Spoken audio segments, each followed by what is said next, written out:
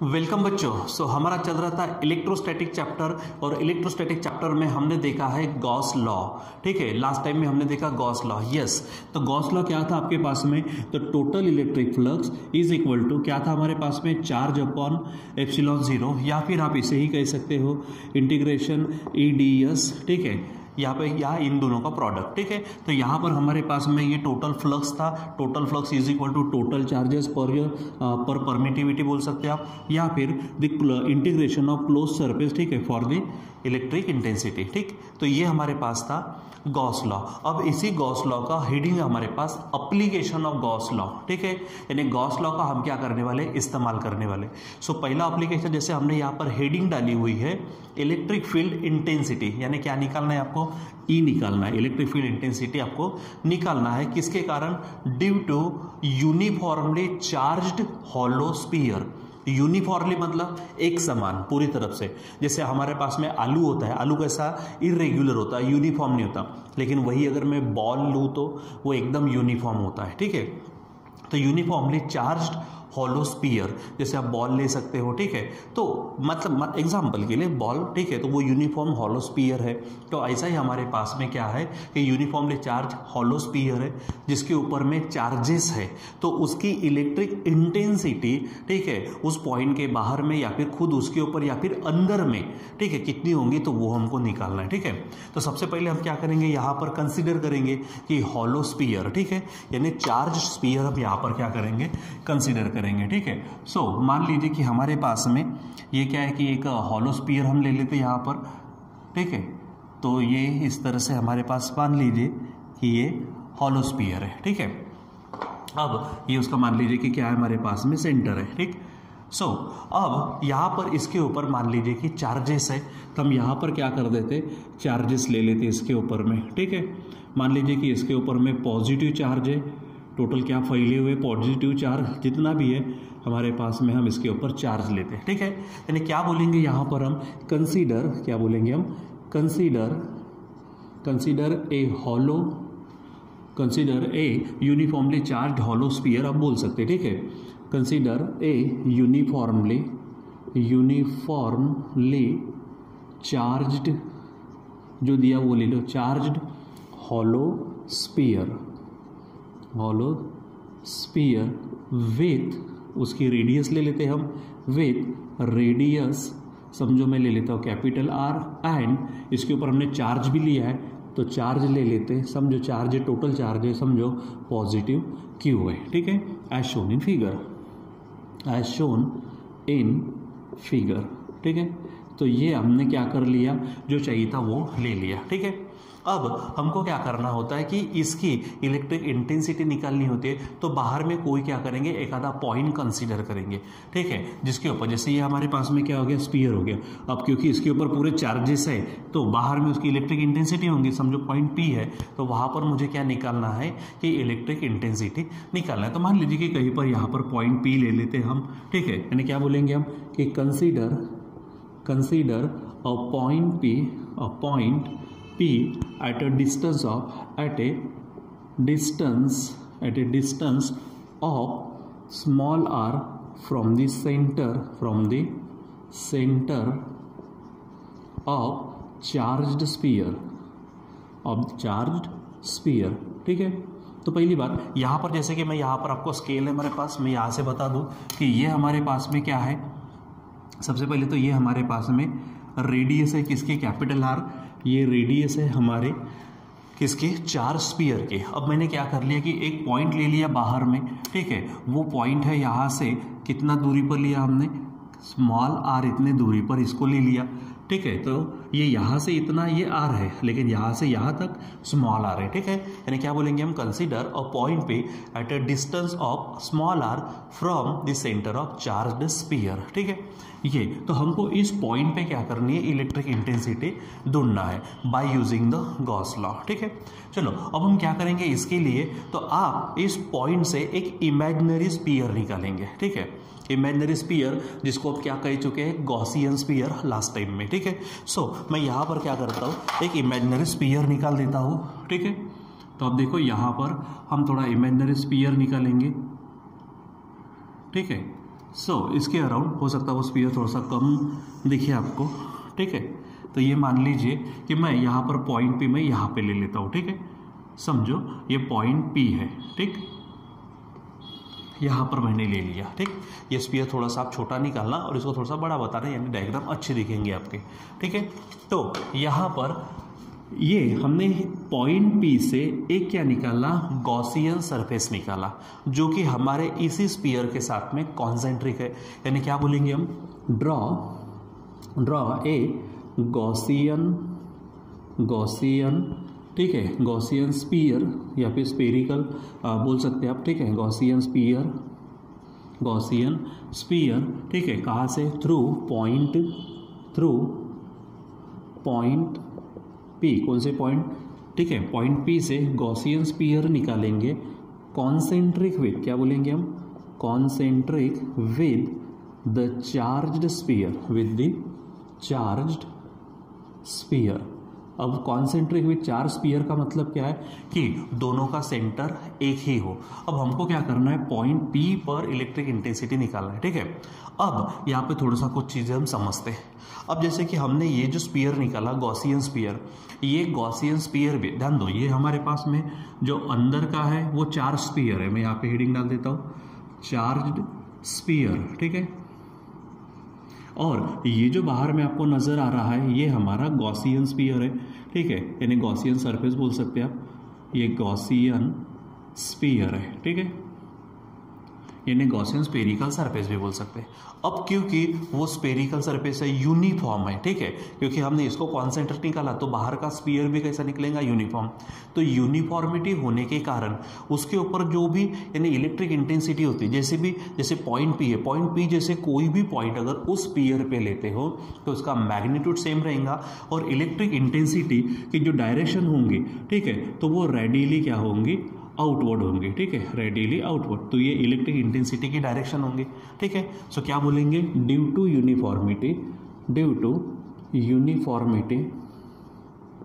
Uniformity के कारण the magnitude of electric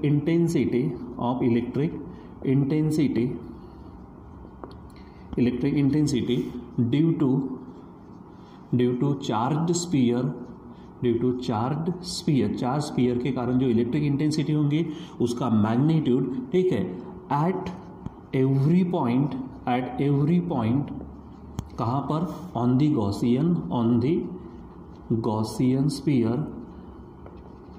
Gaussian sphere is same and it is radially outward. क्या बोलेंगे हम, रेडियली आउटवर्ड्स, मतलब वो क्या होंगे, रेडियस के ऊपर बाहर होंगे, यानी इलेक्ट्रिक इंटेंसिटी की डायरेक्शन ये होंगे, ठीक है। अब अगर हम बात करते हैं यहाँ पर, मैं क्या कर लेता हूँ, एक छोटा सा एरिया ले लेता हूँ। ये जो गॉसियन सरफेस है इसके ऊपर एक छोटा सा एरिया हम यहाँ पर ले लेते हैं, ठीक है, यानी अराउंड पॉइंट पे। तो ये समझो क्या है, ds है, ठीक है, छोटा सा एरिया, यानी क्या बोलेंगे हम, कंसीडर ए स्मॉल एरिया, समझो ds around point P on the Gaussian surface बोलो या फिर गॉसियन स्पीयर बोलो, ठीक है।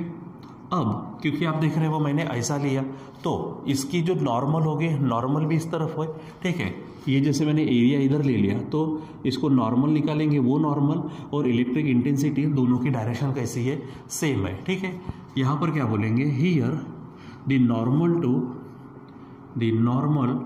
To area ds and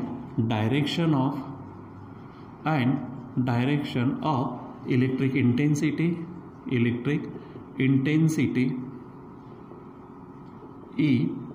is same, दोनों की डायरेक्शन क्या है, सेम है। सो अगर मैं बात करूंगा तो उनके बीच में जो एंगल बनता है theta, angle between them is 0, ठीक है। यहाँ पे बोलेंगे so angle between them is equal to theta is equal to 0। किसके बीच में एंगल? तो जो नॉर्मल है और डायरेक्शन ऑफ इलेक्ट्रिक इंटेंसिटी क्या हो जाएगा? 0 होगा। सो हमारे पास में है कॉस थीटा मतलब कॉस 0 ये बन जाएगा 1। ये आपको ध्यान में रखना है, ठीक है। अब हम क्या करते हैं, ये जो हमारे पास में चार्ज स्फीयर है जिसके ऊपर कैपिटल क्यू इतना चार्ज हम ले चुके हैं, तो इस चार्ज के कारण इस छोटे एरिया ds के ऊपर जो इलेक्ट्रिक फ्लक्स होगा हम निकाल सकते हैं। यानी क्या बोलेंगे हम? So electric flux over area ds is, तो क्या हो जाएगा? D phi is equal to, जैसे कि हम लेते हैं ए इंटू डी एस लेते हैं, मतलब हम इसको सॉल्व अगर करते, ठीक है, तो ई डी एस हो जाएगा। वो ई डी एस क्यों? क्योंकि यहाँ पे cos 0 1 आ चुका है, ठीक है। तो ये जो इलेक्ट्रिक फ्लक्स है ये छोटे से एरिया डी एस के कारण है। अब मैं क्या चाहता हूँ यहाँ पर कि पूरा गॉसियन सरफेस में से भी क्या जाएंगे? इलेक्ट्रिक लाइन ऑफ फोर्सेज जाएंगे, यानी टोटल इलेक्ट्रिक फ्लक्स क्या बोलेंगे हम? टोटल इलेक्ट्रिक फ्लक्स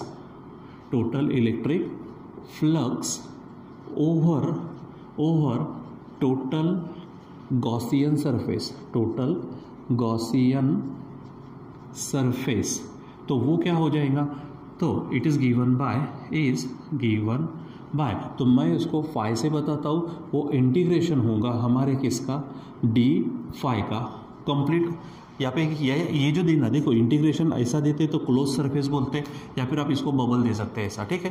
तो ये ध्यान में रखो। तो ये यहाँ पर क्या हो जाएगा? इंटीग्रेशन हमारे पास में डी फाई कितना आ गया है? ई इंटू डी एस आ गया, ठीक है। अब इसको सॉल्व करो, जैसे कि मैंने यहाँ पे कहा ई, देखो ई के ऊपर बार देना यानी इलेक्ट्रिक फील्ड वेक्टर फॉर्म में, सिर्फ ई लिखना है, इसका मतलब मैग्नीट्यूड। और मैं ऑलरेडी कर चुका हूँ कि मैग्नीट्यूड एवरी पॉइंट पे कैसा है? सेम है, यानी ई हमारा क्या रहेगा? कांस्टेंट रहेगा। आप इसको बाहर निकाल दो, इंटीग्रेशन ऑफ डी एस, ठीक है। ये क्लोज, देखो ये सिर्फ इंटीग्रेशन है, इसको ऐसा कर दो तो क्लोज इंटीग्रेशन बोलते हैं, या फिर integration over the close surface. तो अब यहाँ पर ले लेते हैं इंटीग्रेशन ds है, ठीक है। अब ये जो ds है, ds क्या है? एरिया, छोटा सा area on the Gaussian surface. अब उसका इंटीग्रेशन कर दो तो इंटीग्रेशन का मतलब टोटल होता, तो पूरे स्पेरिकल सरफेस का क्या होगा? पूरे स्पीयर का एरिया होगा। और पूरे स्पीयर का एरिया क्या है? स्पीयर का एरिया 4 पाई r स्क्वेयर, यानी क्या हो जाएगा यहाँ पर? 4 pi r square. Small r square क्यों लिया? क्योंकि एरिया ds देखो किसका है? गॉसियन का, मैंने अंदर के स्पीयर का लिया नहीं है, ठीक है। यहाँ पर आप लिख सकते हो integration ds is equal to 4 pi r square हो जाएगा। अब यहाँ पर ये बना हमारे पास में क्यू, ठीक है, ये हमारे पास में क्या है? फाई है। लेकिन लास्ट टाइम में हमने देखा, ठीक है, बाय गॉस लॉ, क्या बोलेंगे हम? बाय गॉस लॉ या फिर गॉस लॉ आप बोल सकते हो, ठीक है, कि ये जो फाई है, तो फाई का फार्मूला क्या होता है? कि टोटल चार्ज अपॉन परमिटिविटी, ठीक है।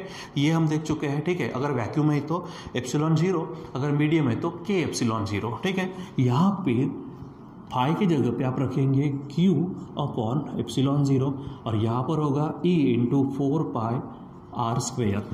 अब आपको चाहिए क्या है? यहाँ पर आपको इलेक्ट्रिक इंटेंसिटी निकालना है, यानी ई चाहिए। तो आप यहाँ से ई को अगर अकेला करते हो तो क्या हो जाएगा? ये पूरा इधर आएगा, यानी क्यू अपॉन, देखो 4 पाई आर स्क्वायर साथ में एप्सिलॉन 0, यानी क्या होगा? 4 पाई एप्सिलॉन 0 आर स्क्वायर। तो ये इलेक्ट्रिक फील्ड इंटेंसिटी हो जाएगी एट अ पॉइंट, ठीक है, point P at the distance of r, ठीक है, यहाँ से हो जाएगा, ठीक। अब थोड़ा सा इसको और थोड़ा मॉडिफाई करते हैं। हमने बच्चों यहाँ पर ये शब्द पढ़े हैं, ठीक है, कि आप 11 क्लास में पढ़ चुके हो, इसके पहले पढ़ चुके हो, ठीक है। सरफेस चार्ज डेंसिटी क्या बोलेंगे हम?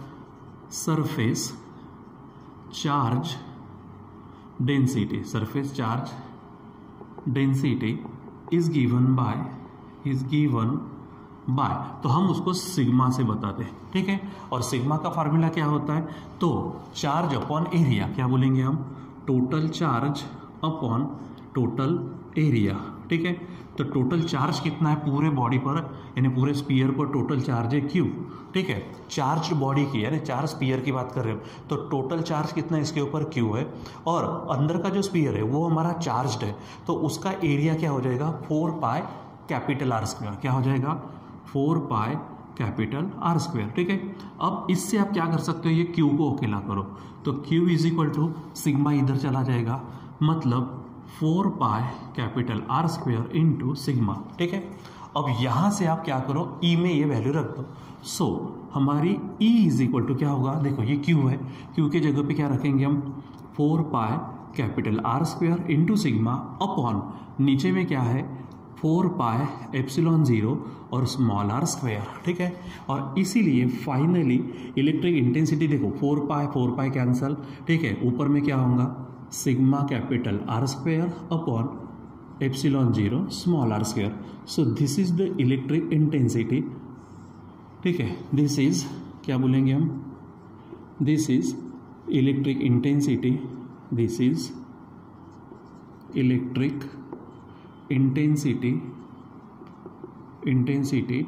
Eight point P। ठीक है, अब ये देखो हमारा चार स्पीयर कौन सा है, ये जो अंदर का स्पीयर है, ये चार स्पीयर है, उसकी electric intensity at point P कितनी आ चुकी है, sigma R square upon epsilon 0 r square. 2 minute के लिए बच्चों अगर मैं ये पॉइंट P कहाँ पर लेता हूँ, खुद चार स्पीयर पर लेता हूँ। ठीक है, तो क्या हो जाएगा, देखो पॉइंट P तक डिस्टेंस कितना है स्मॉल r, लेकिन P अगर मैंने खुद इस पे लिया तो क्या हो जाएगा, स्मॉल r ही आपका कैपिटल R बन जाएगा। यानी क्या बोलेंगे हम यहाँ पे, नंबर 1, ठीक है, कि अगर if point P lies on the charged sphere. ठीक है, जो चार स्पीयर है उसी के ऊपर है तो क्या होगा, चार स्पीयर। सो हम ये कहेंगे कि small r is equal to capital R।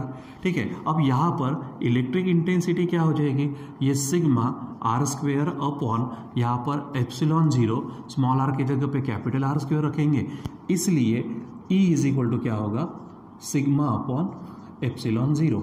ठीक है, ये हो जाएगा। ठीक, ध्यान में रखना फॉर मीडियम, अगर मीडियम के लिए बात करते हैं तो एप्सिलॉन 0 के जगह पे के एप्सिलॉन 0, क्योंकि ये चीज़ एयर या फिर वैक्यूम के लिए जिसमें के की वैल्यू 1 होती है। ठीक है, अगर मान लीजिए मैं अंदर की बात करता हूँ, if point P lies inside the charge sphere, inside the charged sphere, charge sphere के अगर अंदर है तो वहाँ पर कुछ भी चार्जेस नहीं रहते। ठीक है, then there are no charges inside the sphere, inside the sphere के अंदर में कोई भी चार्जेस नहीं रहते। सो जब चार्जेस नहीं है तो चार्ज 0 होगा तो डेंसिटी भी क्या होंगे, 0 हो जाएंगे, तो density is equal to 0। So finally ये मेन फार्मूला हमारे पास में, तो सिग्मा क्या हो जाएगा 0, तो इसलिए ई भी क्या हो जाएंगे 0। यानी ध्यान में रखो electric intensity inside the sphere नहीं रहती। यानी अगर मान लीजिए, ठीक है, कभी कभी क्या होता है कि एखादा कोई मान लीजिए मेटेलिक स्पीयर है समझो। ठीक है, मेटेलिक स्पीयर पे अगर मान लीजिए चार्ज अगर दिया, हमने हाथ लगाया वहाँ पे तो शायद झटका लगे, लेकिन अगर हम अंदर है ठीक है उस स्पीयर के, तो उसके ऊपर कितना भी चार्ज आए हमको कुछ फर्क नहीं पड़ेगा, क्योंकि अंदर में कोई चार्जेस नहीं रहते तो इलेक्ट्रिक फील्ड भी नहीं रहेंगे, यानी हमको कोई परेशानी नहीं। ठीक है, तो ये चीज़ आपको ध्यान में रखनी है। ठीक है बच्चों, तो ये हमारा एप्लीकेशन ऑफ गॉस लॉ है, जिसमें हमने पहला देखा electric field intensity E due to uniformly charged sphere, जिसमें अंदर का जो स्पीयर है वो हमारा क्या है, चार्ज स्पीयर है, बाहर का जो स्पीयर दिख रहा है वो हमारा गॉसियन स्पीयर है, जो हमको समझने के लिए लेने होता है। ठीक है, सो बच्चों इस प्रकार से हम यहाँ पर इलेक्ट्रिक इंटेंसिटी निकालते हैं बाय यूजिंग गॉस लॉ। देखो यहाँ पर हमने गॉस लॉ का इस्तेमाल किया, यानी उसको अप्लाई किया, इसलिए हमारी हेडिंग भी है एप्लीकेशन ऑफ गॉस लॉ। ठीक है, सो बच्चों यहाँ पर क्या होता है कि हमारा गॉस लॉ का एक एप्लीकेशन कंप्लीट था, और भी आगे हमको बहुत सारी चीज़ें देखनी है, हम देखने वाले हैं। ठीक है बच्चों, तो आज के लिए बस इतना ही, बाकी का कंटिन्यू करेंगे हम बाद में। Till then bye.